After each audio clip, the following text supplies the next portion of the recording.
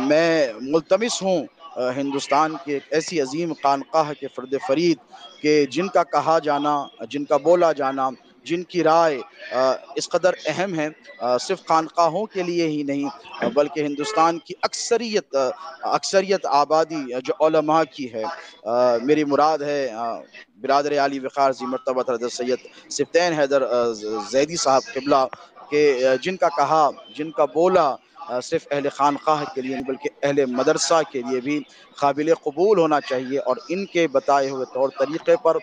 کیونکہ یہ بریلی کے پیر خانہ ہیں، اور میں سمجھتا ہوں کہ یہ صرف خانقاہی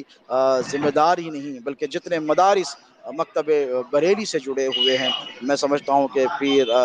سید سبطین حیدر زیدی صاحب کا کہا ان کے لیے بھی قابل احترام ہونا چاہیے۔ میں حضرت سبطین حیدر زیدی صاحب قبلہ سے ملتمس ہوں کہ عصر حاضر میں آل رسول کی شان میں جو گستاخیوں کا سلسلہ چل پڑا ہے، اس کے حوالے سے سادات کرام کی جو عظمت ہے، آل رسول کا جو مقام ہے، جو مرتبہ ہے، ان کی محبت پر جو اللہ کے رسول علیہ السلام کی طرف سے بشارتیں ہیں قرآن و حدیث کی روشنی میں، اور پھر ان کی گستاخی پر جو عواقب ہیں، جو نتائج ہیں، جو وعیدیں ہیں، اس کے حوالے سے پھر اس کے بعد میں ملتمس ہوں، کیونکہ آپ ایک ایسے اسکالر ہیں، میں یقین مانتا ہوں کہ آپ کی نظر دینی امور ہی پر ہی نہیں بلکہ ساری دنیا پر آپ نظر رکھتے ہیں۔ ماشاءاللہ یہ وہ خانوادہ ہیں جہاں پر علماء فضلاء کے علاوہ I P S, I A S officers, bureaucracy میں، ڈپلومیسی میں اس خانوادے نے بھرپور اپنا کردار ادا کیا ہے، اپنی ریپریزنٹیشنز پیش کی ہیں۔ تو میں پیر سید سبطین حیدر زیدی صاحب قبلہ سے ملتمس ہوں کہ نہ صرف آل رسول کی عظمت بلکہ آل رسول کی شان میں کی جانے والی گستاخیوں پر وعیدیں، بلکہ اس کا سدباب کیا ہونا چاہیے۔ کوئی ایسا لائے عمل آپ ہمیں بتائیں حضرت کہ ہم بر صغیر میں، ہند و پاک میں اور اس کے اطراف و اکناف میں اس فتنہ خوارج اور نواسب کا سدباب کر سکیں۔ میں ملتمس ہوں پیر سید سبطین حیدر زیدی صاحب قبلہ سے کہ وہ اپنا کلام جاری فرمائیں۔ بسم اللہ الرحمن الرحیم۔ نقیب جلسہ حضرت علامہ و مولانا سید شاہ آل مصطفیٰ صاحب موسوی، سجادہ نشین خانقاہ قادریہ موسویہ حیدرآباد، میرے برادر محترم حضرت پیر سید تنویر ہاشمی صاحب قبلہ مدرج اللہ العالی، صاحبزادہ پیر سید محمد عثمان شاہ فیروزی، حضرت علامہ و مولانا مفکر اسلام سید عبد الماجد محمود کاظمی صاحب، السلام علیکم ورحمۃ اللہ تعالی وبرکاتہ۔ وعلیکم السلام ورحمۃ اللہ۔ حضرات گرامی، مجھ پر میرے بہت ہی عزیز بھائی سید آل مصطفیٰ صاحب نے، اور ان کا نام میرے لیے بہت زیادہ ایک تو اس وجہ سے بھی محترم ہے کہ یہ سید زادے ہیں اور صحیح النسب نجیب الطرفین سید زادے ہیں، اور دوسری بات یہ بھی ہے کہ یہ میرے دادا کا بھی نام ہے۔ اس وجہ سے میں کبھی کبھی انہیں تطفلاً آپ کہہ لیں یا دل لگی میں دادا جان بھی کہہ دیا کرتا ہوں۔ عنایت بہرحال اللہ۔ میں آپ کا انتہائی مشکور ممنون ہوں کہ آپ نے مجھ جیسے کم علم اور طالب علم کو جو ابتدائی مکتبی تعلیم حاصل کر رہا ہے، اس لائق سمجھا کہ کچھ آ کر اپنے دل کی باتیں آپ کے ساتھ شیئر کروں۔ میں سب سے پہلے تو آپ کو اس بات کی مبارکباد دینا چاہتا ہوں کہ آج آپ نے وہ کام کر دیا ہے جس کام کی اس وقت قوم کو ہی نہیں بلکہ عالم اسلام میں اسلام کی پہچان کے لیے جس کی ضرورت تھی، اور وہ ہے عظمت آل رسول کے بارے میں لوگوں کو باور کروانا کہ اسلام زندہ کیسے ہوگا، اسلام کی بقا اپنے پورے وقار کے ساتھ کیسے باقی رہے گی۔ آج اس کے لیے آپ لوگوں نے جو یہ خدمت میں جو پہل کری ہے، میں آپ لوگوں کو تمام حضرات کو، اسپیشلی آل مصطفیٰ صاحب کو اور اپنے بڑے بھائیوں کو جو یہاں پر تشریف فرمائے، جناب فرید گیلانی صاحب بھی میں دیکھتا ہوں کہ تشریف لے آئے ہیں، میں آپ تمام کو خیر مقدم کہتا ہوں، اہلاً و سہلاً کہتا ہوں۔ یہ ایک بات یہاں پر حضرت پیر عبد الماجد صاحب نے ارشاد فرمائی تھی کہ عظمت آل رسول کو لے کر جو موقفی اور مذہبی جو اختلافات چل رہے ہیں، میں سب سے پہلی بات تو یہ کہوں گا کہ اہل سنت کیا ہے اس کو ہمیں سمجھنا چاہیے۔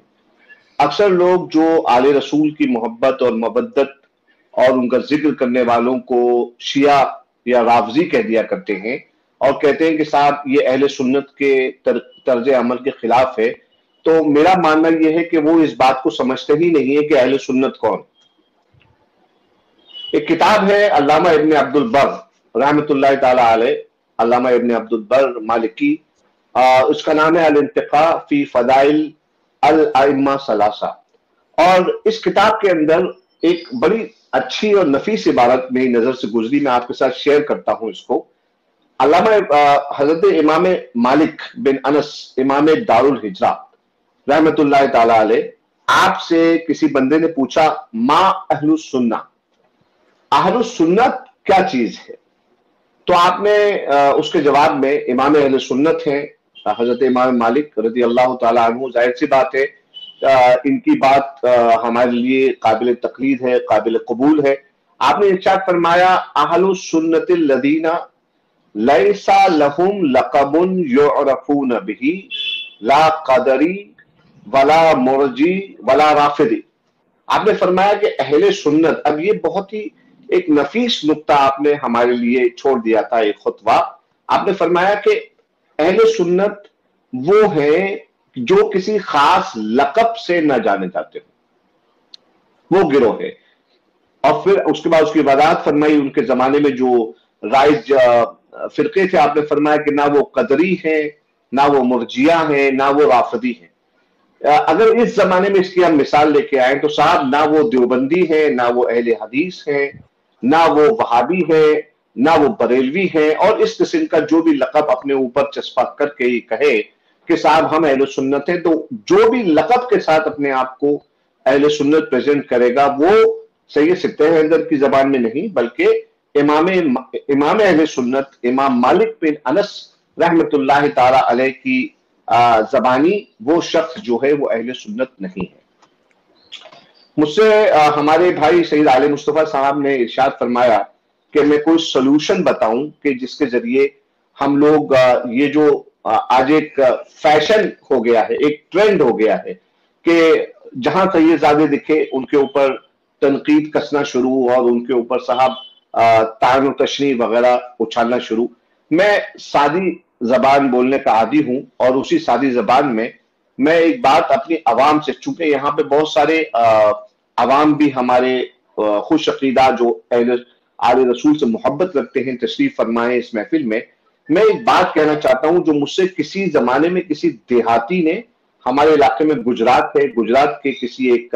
آل رسول کے چاہنے والے نے کہی تھی، اور انہوں نے مجھ سے کہا تھا کہ صاحب ہمیں تو زیادہ فلسفے نہیں معلوم، زیادہ کتابیں نہیں پڑھی، لیکن سید کے بارے میں ہم اتنا جانتے ہیں کہ پانی کتنا ہی میلا ہو جائے، اس میں کتنی ہی کیچڑ پڑ جائے، مگر آگ بجھانے کے کام آ جاتا ہے۔ واہ واہ، آگ بجھانے کے کام آتا ہے۔ تو صاحب یہاں پر مجھے مومن شبلنجی، اب ایک علمی میں بات عرض کروں، ایک نقل کروں کہ مومن شبلنجی کی مشہور زمانہ کتاب ہے نور الابصار فی مناقب آل بیت النبی المختار۔ میں نے اس کے اندر ایک عجیب روایت پڑھی اور اس کو میں آپ حضرات کے ساتھ، حاضرین بزم کے ساتھ شیئر کر رہا ہوں۔ آپ فرماتے ہیں کہ ایک صاحب نے اس بات کی منت کری کہ میرا کام پورا ہو جائے گا تو میں مدینے جا کر وہاں پہ سادات کی خدمت میں فتوحات اور نذرانے پیش کروں گا۔ کہتے ہیں کہ صاحب کام پورا ہو گیا اللہ کے حکم سے، اور میں مدینہ طیبہ حاضر ہوا۔ اب جس سید زادے سے ملوں وہ فضیلت علی کا قائل، وہ مولائے کائنات کی برتری بیان کرتا ہوا۔ کہتے ہیں کہ میں یہ سوچ رہا، میں نے جب یہ دیکھا تو میرے دل میں کراہت واقع ہوئی، اور صاحب میں نے یہ بھی دیکھا کہ دو تین ان میں سے سادات اکرام جو ہیں وہ شیخین کے لیے بھی کچھ ایسے کلمات استعمال کر رہے ہیں جو نامناسب ہیں۔ تو بہرحال کہتے ہیں کراہت واقعی ہوئی، میں نے کسی کو نذرانہ نہیں دیا، کسی سید صاحب کو، اور پھر میں مسجد نبوی میں ایک کونا ملا، وہاں پہ میں سو گیا۔ کہتے ہیں میں سویا تو مجھے خواب میں نظارہ جو دکھا وہ یہ کہ محشر کا میدان بپا ہے، اور وہاں پر آقا کریم علیہ الصلوۃ والسلام کی بارگاہ میں حاضری کے لیے میں جا رہا ہوں۔ بیچ میں سیدہ فاطمہ کے پاس سے گزرتا ہوں تو سیدہ نے میری طرف سے منہ پھیر لیا۔ اللہ، کہتے ہیں سیدہ نے میری طرف سے منہ پھیر لیا تو میں آقا کریم علیہ الصلوۃ والسلام کی بارگاہ میں استغاثے کے لیے پہنچا اور استغاثہ کیا کہ مولا سیدہ جو ہیں وہ میری طرف ملتفت نہیں، کرم کی نظر نہیں فرماتی، تو رسول اللہ علیہ الصلوۃ والسلام نے سیدہ سے دریافت فرمایا کہ بیٹی آپ ہمارے اس غلام اور امتی کی طرف ملتفت کیوں نہیں ہیں؟ تو سیدہ نے ارشاد فرمایا کہ یہ بندہ میرے بچوں سے بغض رکھتا ہے۔ اللہ، تو اس نے کہا ایسی بات نہیں ہے، بغض نہیں رکھتا، میرے دل میں جو ہے ان کا احترام ہے، مگر میں نے دیکھا کہ وہ سیدنا ابا بکر صدیق اور سیدنا عمر فاروق کے لیے کچھ ایسے نامناسب الفاظ استعمال کر رہے ہیں جو وہاں استعمال نہیں کرنا چاہیے تھا، لہذا میرے دل میں کراہت آئی۔ تو فرماتے ہیں کہ رسول اللہ علیہ الصلوۃ والسلام نے شیخین کو یاد فرمایا، شیخین تشریف لائے، اور پھر اس کے بعد رسول اللہ نے ان سے دریافت فرمایا کہ کیا تم ہماری آل سے، ہماری بیٹی فاطمہ کی اولاد سے کوئی مواخذہ رکھتے ہو یا مواخذہ کرو گے؟ تو آپ دونوں نے ارشاد فرمایا کہ نہیں، ہمیں سید زادوں سے کوئی شکایت نہیں۔ پھر اس کے بعد کہتے ہیں میری آنکھ کھل گئی اور میں نے جو ہے وہ سیدوں کے لیے جو میرے دل میں کراہت تھی وہ میں نے دور کی، اور ان کی بارگاہ میں بغیر کسی تعصب کے میں حاضر ہونا شروع ہوا،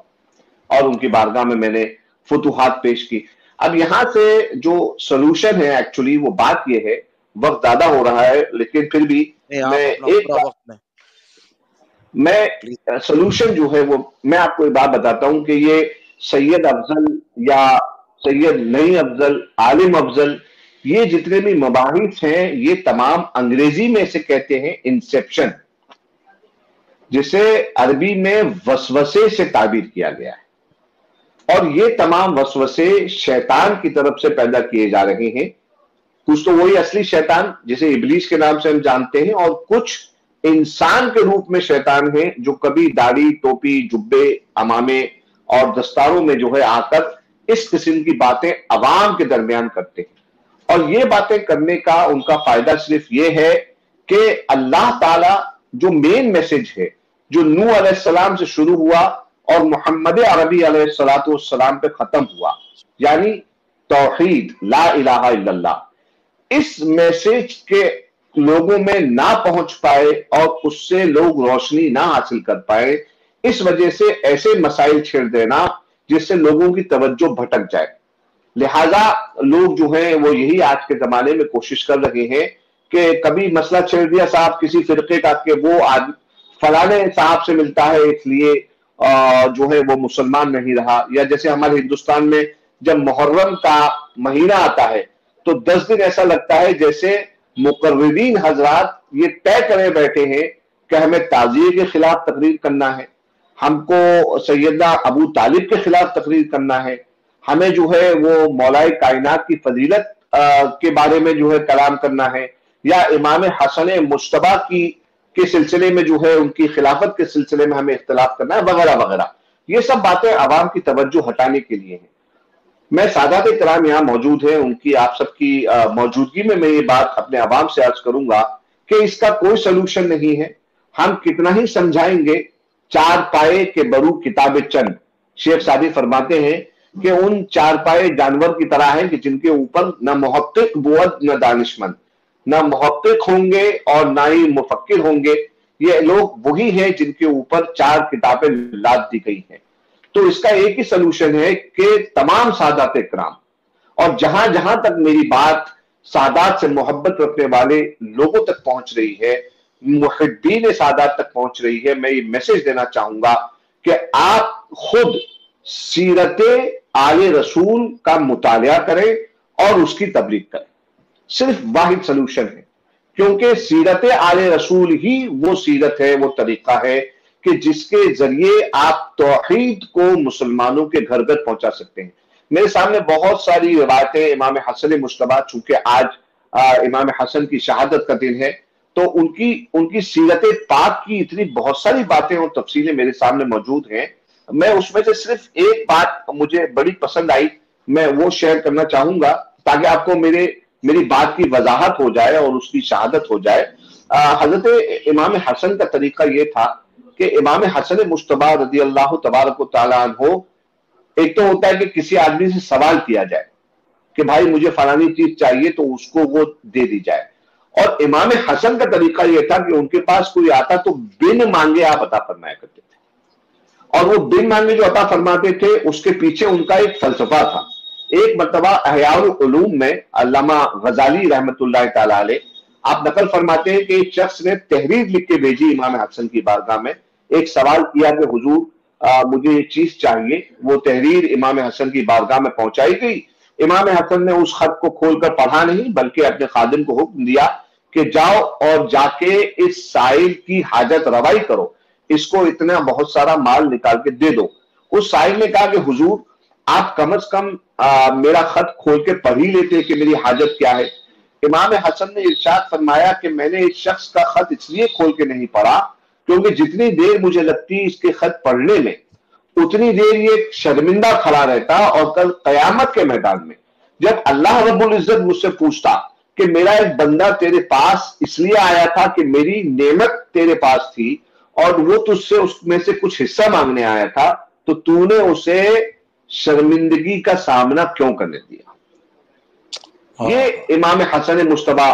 علیہ الصلوۃ والسلام کا یہ طریقہ جو ہے، اور یہ میں صرف ایک ایگزامپل پیش کر رہا ہوں کہ ان باتوں کو آپ لوگوں میں پیش کریں، کیونکہ ہم اور آپ جانتے ہیں انس بن سنان جیسے لوگ حضرت امام زین العابدین رضی اللہ تعالی عنہ کو ملا، اور امام زین العابدین علیہ السلام نے جو ہے اس کے ساتھ اچھا ویوہار کیا، اس کو جو ہے خوب کپڑے دیے، کھانا کھلایا، اور پھر اس کے بعد اس کو گھر تک چھوڑنے گئے، اس کو سرحد تک چھوڑنے گئے تو اس نے پوچھا کہ کیا تم مجھے نہیں پہچانے؟ میں نے تمہارے بھائی علی اکبر کو اس طرح شہید کیا۔ تو آپ نے ارشاد فرمایا تھا کہ ہاں میں تجھے پہلے ہی دن پہچان گیا تھا۔ تو اس نے کہا کہ تم نے میرے ساتھ پھر یہ اخلاق کا ویوہار کیوں کیا؟ تو آپ نے فرمایا کہ جو تو نے کیا تھا وہ تیرا اخلاق تھا، اور جو میں نے کیا تھا وہ رسول کے گھر کا اخلاق ہے۔ تو یہ میرا کہنے کا مطلب صرف اتنا سا ہے کہ یہ سب لقب القاب کے معاملات میں ہم لوگ نہ پڑھ کر، اور جو آج کل ہو گیا ہے نا، کوئی حجت الاسلام بنا ہے، کوئی مفکر اسلام بنا ہے، تو ان سب میں نہ پڑھ کر بالخصوص ہمارے سادات کرام اہل خانقاہ ہم تمام کو گدیوں سے اتر کر زمین میں آنا ہے، فیلڈ میں آنا ہے، اور فیلڈ میں آنے کے بعد ہم لوگوں کو محنت کرنا ہے اس طرح جس طرح سے ہمارے اسلاف نے کی تھی۔ ایک ایک فرد کے پاس جا کر ہم کو لوگوں کی فلاح اور رفاہی کام، یعنی ریفارمسٹ کام، سوشل کاموں میں زیادتی کرنا ہے، جس سے لوگوں کا فائدہ ہوگا۔ اور رسول اللہ نے جو فرمایا تھا کہ ان سے کسی نے پوچھا کہ یا رسول اللہ سب سے بہتر انسان کون ہے، تو رسول اللہ علیہ الصلوۃ والسلام نے ارشاد فرمایا انفع الناس بالناس، جو لوگوں کو سب سے زیادہ نفع پہنچاتا ہے وہ لوگوں میں سب سے زیادہ فائدہ مند انسان ہوتا ہے۔ تو یہ طریقہ آل رسول کا ہمیں میرے خیال سے اختیار اگر کریں ہم لوگ، تو مجھے بہت امید ہے، کیونکہ ظاہر سی بات ہے رسول اللہ کی حدیث ہے کہ رسول اللہ نے ارشاد فرمایا نجوم امان لأہل السماء واہل بیتی امان لأہل الارض۔ تو اس کی تفسیر یہی ہے،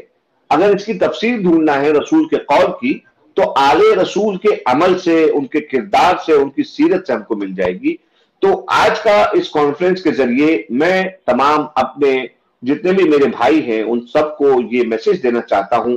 کہ ہمیں آل رسول کی سیرت کو عام کرنا ہے، اور یقیناً یہی ایک ذریعہ ہے اس زمانے میں جو تشدد اور یہ جو ایک جسے کہیں گے کہ طالبانی فکر ٹائپ کی، جو ٹیررسٹ ٹائپ کا جو فکری ٹیررزم جو پھیل رہا ہے، اس فکری ٹیررزم سے ہم سب کو نجات ملے گی۔ اللہ تعالیٰ سب سے پہلے مجھے اور پھر ہم سب کو عمل کرنے کی توفیق عطا فرمائے۔ السلام علیکم۔ اگر مجھ سے کچھ زیادتی ہو گئی ہو بولنے میں تو میں معذرت چاہتا ہوں۔ السلام علیکم ورحمۃ اللہ وبرکاتہ۔ وعلیکم السلام ورحمۃ اللہ وبرکاتہ۔ بہت ہی جامع خطاب قبلہ سید سبطین حیدر زیدی صاحب قبلہ ادام اللہ فیوزہ نے فرمایا ہے۔